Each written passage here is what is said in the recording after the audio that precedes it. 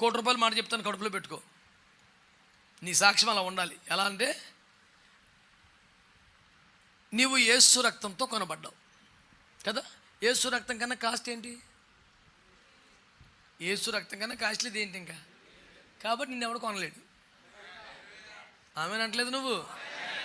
దమ్ము ఉండాలి మరి మాట్లాడతాకి. సప్పిడి మాటలు కాదు.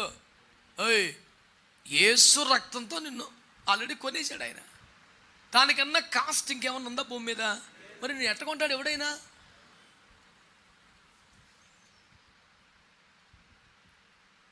నువ్వు అమ్ముడయ్యావంటే దేవుని పరువుని మహిమను అన్నీ అమ్మేసినట్టే దుర్మార్గుడా అని లెక్క.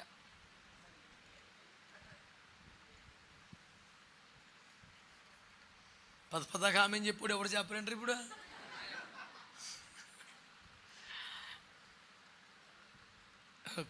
రోషంగా బతక